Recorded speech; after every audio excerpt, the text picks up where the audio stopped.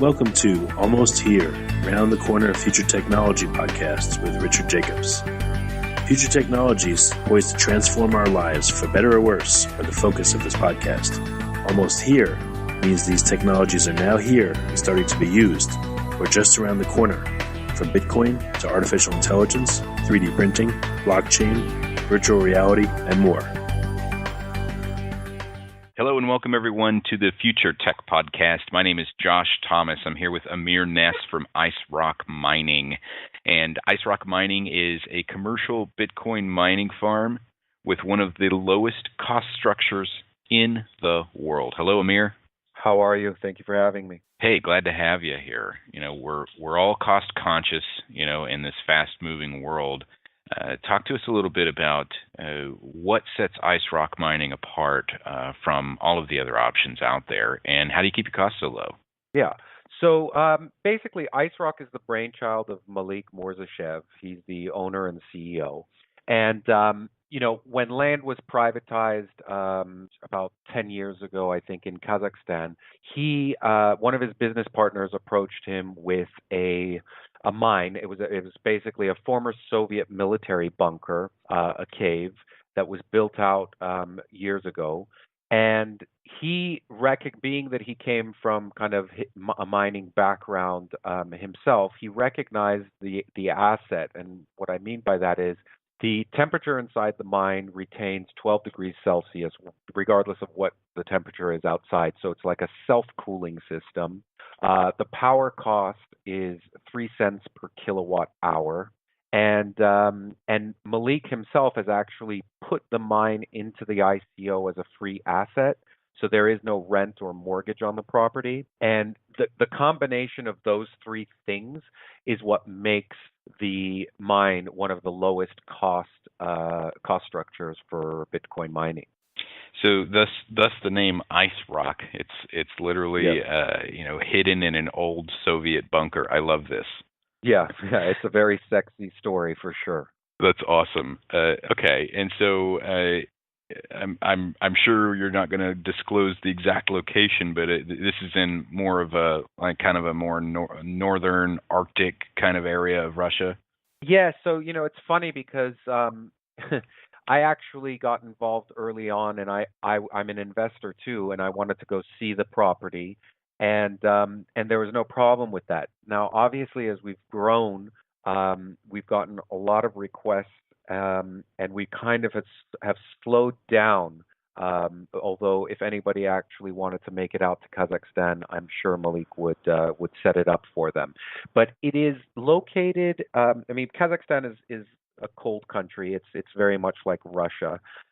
It's located about 2 hours outside of one of the main cities, Almaty. And it is it's basically in an agricultural area now. The mountain itself is one big mountain and one main entrance, and then you have all the different caves inside. We don't kind of publicly disclose the location for obvious reasons, but it's there. Interesting. And so we don't have a lot of guests who run mining companies, and so you guys kind of like to hang out in the shadows and just collect your money.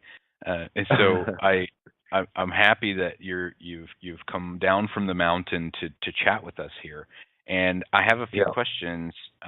So you're in a remote, rural farming town in Kazakhstan, and I would say that you are probably using more electricity than anybody in the entire area. How do you get all of that juice out there? So it's actually, that area was also formerly kind of industrial area. There are some factories still left there. So power lines are already going through the area. And as you know, with power, if you don't use it, you lose it. So Malik was able to negotiate favorable terms for power because it was already there. Now they've added substations, to make sure that they've got enough power to scale. But that's what it is. Awesome. And so you mentioned another thing that right before we started about providing one of the highest ROIs. Is that because you get such a low electricity cost? Yeah, I mean that's basically, mining is a pretty straightforward business. What are we doing? We're securing the network and processing transactions, and we've all got a little bit of a strategy and what equipment do we use? Although right now the ant miners from Bitmain are the most ubiquitous of all. Um, essentially, the cost structure is what gives us our advantage. I mean, that's the thing that I would highlight from an investor's perspective. If we don't have to pay rent and we're paying 3 cents per kilowatt hour for power and we have very, very minimal cooling costs, well, that leaves more profit. And our capital structure is 50% payout to the investors, and another 20% gets reinvested to extend the life of the mine. Interesting. And so, is this the bunker in the mountain? Is this scalable? So, do you get to a point to where you can continue adding miners and growing, or is it kind of a small space? Yeah, no. So we have a capacity for 5,000 ASIC miners is basically what we've numbered it at. And we are going to scale the business. We have something else that we're looking at. I hesitate to go into it too much because when you tell people that, the next thing you know, there's thousands of questions that are going way ahead of where you want to go. Right now, our focus is to complete Rock 2, the ICO, and then we do have something coming. Yeah, I'll say that. Okay, awesome. Yeah, it's just digging another hole in the mountain or something like that. It's something like that, It may not be as sexy as mining in a cave, but it will be as cost effective. Let's put it that way. Okay, got it. And so you're doing an ICO or a crowd sale coming up. Tell me about that. Correct. So we're getting all of that going. Actually, we've started the private pre-sale. And what we're doing is essentially, you've got people who are into cloud mining, so they'll buy cloud mining contracts.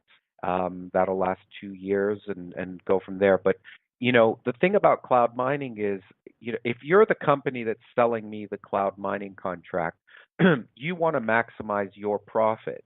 And maximizing your profit indirectly or directly means minimizing my profit. So it's like the provider of the contract is somewhat at odds with the buyer of the contract. Now, what we did is we said, no, we're not going to do that. We're going to basically go all in. So management also owns tokens, and that's how they participate in the profits of the mine. So what they're doing is trying to maximize their own profit, which is also maximizing the investor's profit because everybody owns the same token. Okay, got it.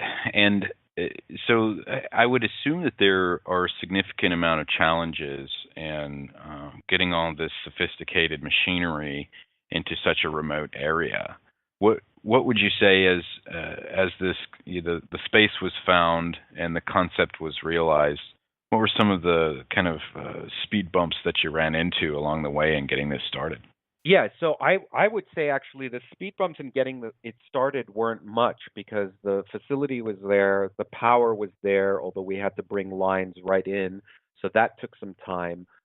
In terms of deploying the mines, they're coming from China. That's not too far from Kazakhstan, and then they get shipped, trucked over to the property. There's roads and all of that is there. So I think from a logistics perspective, the real kind of big picture is making sure that we're able to scale and bring in the amount of miners that we need. And that's just something that, it's kind of like we got to cross that road when we get there. So at every stage of growth, we're looking at, okay, what do we need to buy next month? And, how are we going to plan for that? So in the few miners that I have spoken with, there are kind of these common concerns that they always have. One is, what is the cost of electricity? 2 is how do we keep it cool? 3 is security, and 4 is government interference. And so, as far as let's just kind of tackle those last 2. Is there a security concern with being in such a far out location? No, I mean I think that's part of the that is actually part of the security feature. Mhm. You're not in any area where there's traffic or people are around. You are literally inside a mountain, and it's not in plain visible sight. You would never see it unless you knew how to get there. And it is secure. We actually have a guard there with a beautiful husky. Yeah, um, it's interesting when I like to tell this story, and it sounds like you have built-in security because of your yeah. location, and it's just remote. And I like to tell this story of I bought the very last tube TV to be made. It was made in like 2006, and it was a Uh-huh. behemoth. It was a beast. It was like Yeah. 300 pounds, man. Yeah. And I always joked that it had a built-in anti-theft device because nobody could pick it Yeah. up. Exactly. Exactly. Yeah, Exactly. cool.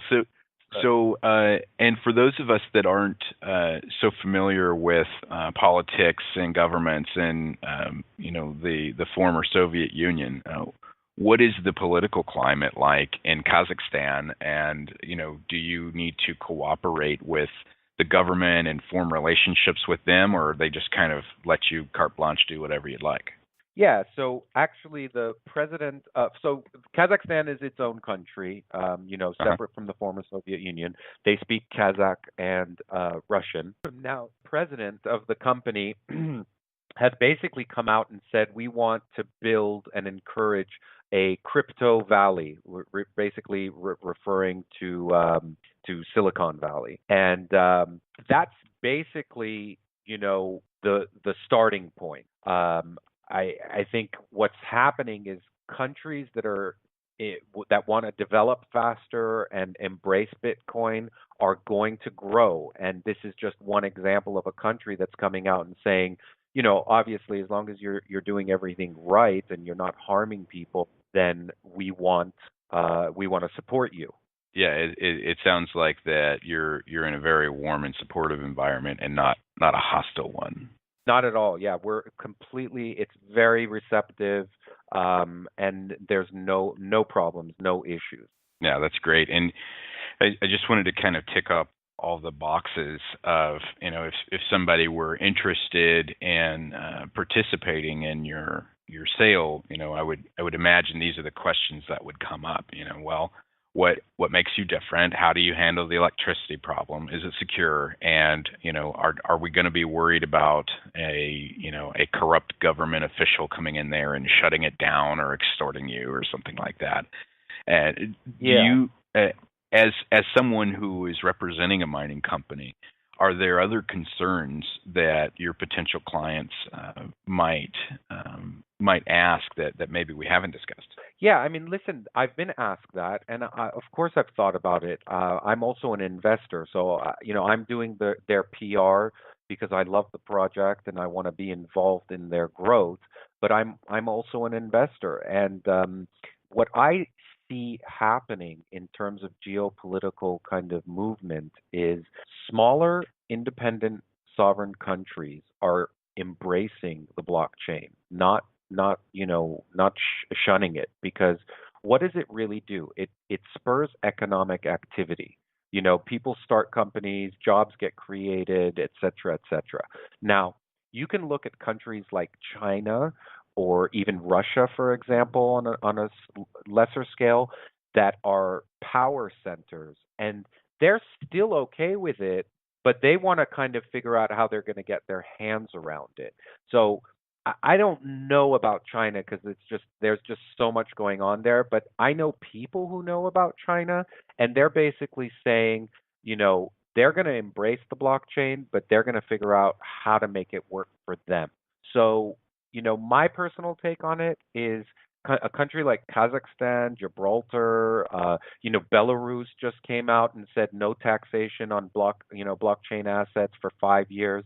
These countries, the smaller ones, are basically saying, look, if we embrace this, we're going to spur economic activity. Now, Kazakhstan is a free country. It's not, there's no king there that just ultimately does whatever he or she wants.